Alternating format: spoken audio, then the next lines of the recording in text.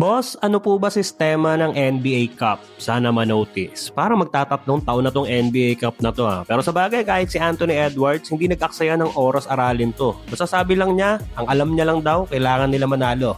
But anyway, para sa mga katulad nating nalilito pa din, ang NBA Cup o End-Season Tournament ay isang mini tournament sa kalagitnaan ng NBA season. Ginawa ito para sa mga fans. Dati kasi, pagsimula pa lang ng season, yung mga players hindi pa nagseseryoso. Tamang ingat, baka ma-injured. Puro load management. Madaming players o star player ang pinagpapahinga o nire-reserba ang lakas para sa playoffs. Ilan yan sa mga itinuturong dahilan bakit bumababa ang ratings ng NBA. So yung NBA Cup ang naisip na paraan ng NBA para somehow yung pagsisimula ng season ay medyo exciting naman at seryosohin ng mga players. Kaya nilagyan din nila ng prize money. So paano ito gumagana? Parang FIBA style lang. Yung 30 teams, hinati sa 6 na group. 3 sa West, West Group A, B, and C, at 3 din sa East. East Group A, B, and C. 5 team sa bawat group.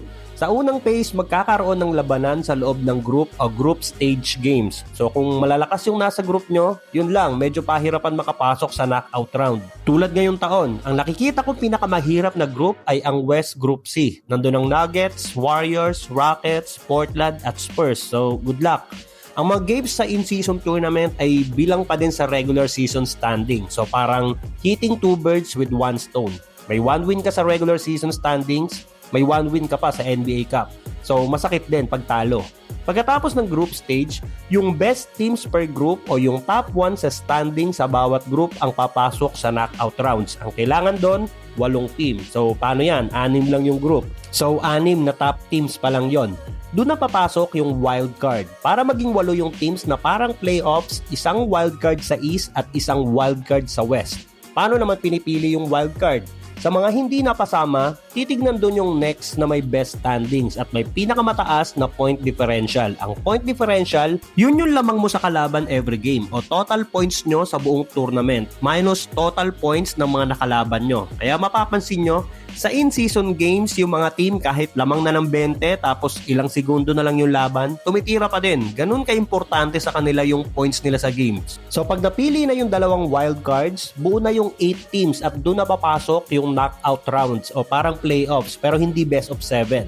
Single elimination lang. Pag natalo ka ng isa, daglag na, uwi na. Next year na ulit. Parang isa buhay tournament. Kada game, do or die. Ang next phase, semifinals na. Yung 2 na lang sa East at 2 na lang sa West. Sa semis, ganun pa din. Isang laban lang din pero this time, wala nang home court. Lahat ng semifinalists sa Las Vegas maglalaro. Pagkatapos ng semis, syempre final na. East versus West.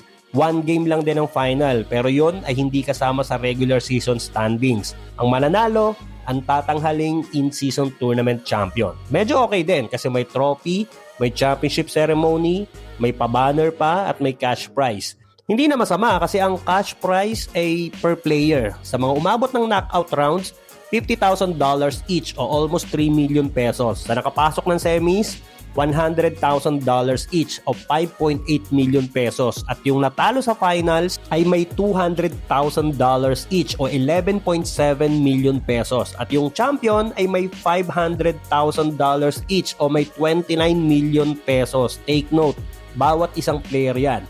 Hindi yan malaking bagay sa mga sumusweldo ng $30 to $50 million a year pero sa mga role players, mga naka-minimum contract o two-way players, malaking tulong yan sa kanila.